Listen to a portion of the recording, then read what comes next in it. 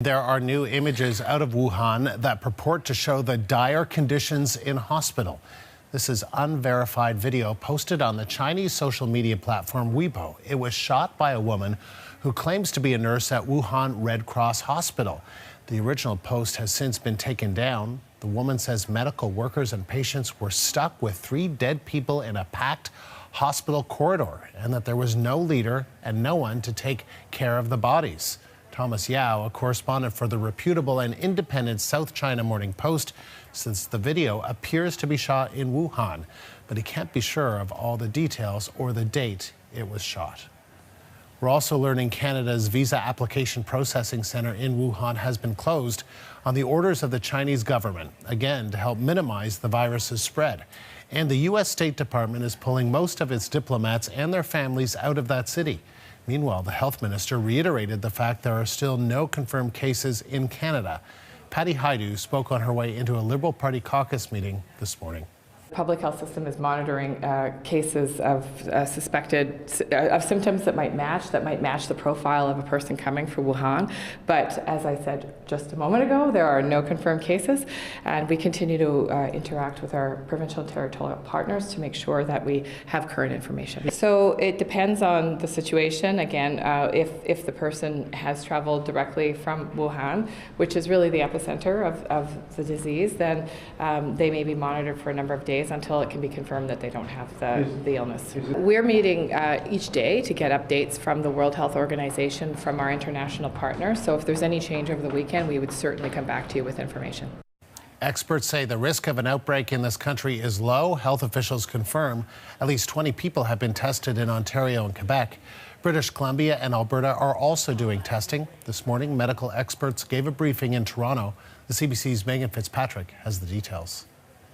Their main message was one of reassurance and of confidence. They were saying there are no confirmed cases here in Toronto or in Canada for that matter, but they are bracing for cases to arrive here. They're saying they're prepared for it.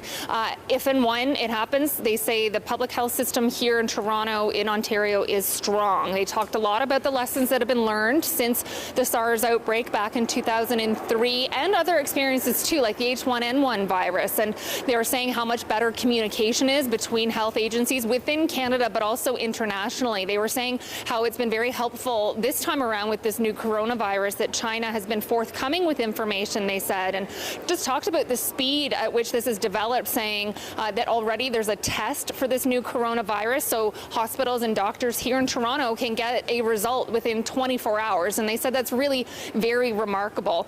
They did say if and when a case arrives here, though, that it's not like people here in Toronto will see the city shut down or on lockdown. Here's more of what the public health agency lead for Ontario had to say at the news conference about that. Take a listen.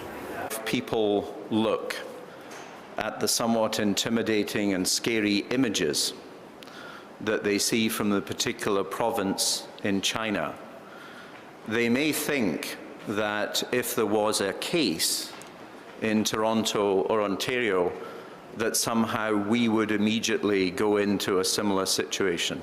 Absolutely not.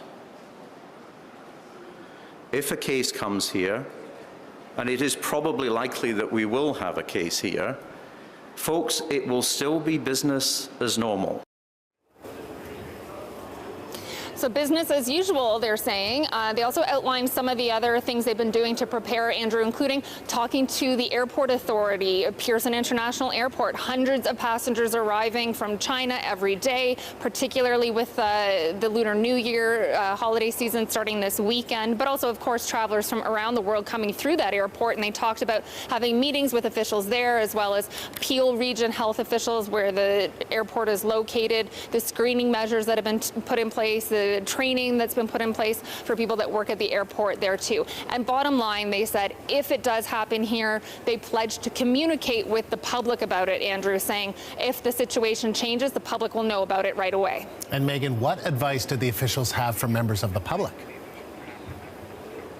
Well, they did say they know that the public might be worried, might be concerned. There's a lot of media attention on this right now. So they urged the public to seek out reliable sources of information about this new coronavirus. And they said the Toronto Public Health website is one of those sources, the Public Health Agency of Ontario, Public Health Agency of Canada. And they said, especially if you're traveling in the next few weeks, go on that website, have a look at the travel advisories that might be on there. And then they also noted, too, that this is flu season. There's a lot of influenza going around. And so their advice was to practice proper hygiene anyway at this time of year. And that includes getting a flu shot. It includes staying home from work if you're feeling ill, washing your hands a lot, using sanitizer, and covering your mouth if you're coughing. So their advice in general, aside from this coronavirus, was to protect yourself from influenza and other viruses that are circulating at this time of year. But again, their main message, Andrew, really was one of reassurance. They wanted to be out here today talking to the public and just letting everyone know that if and when it happens,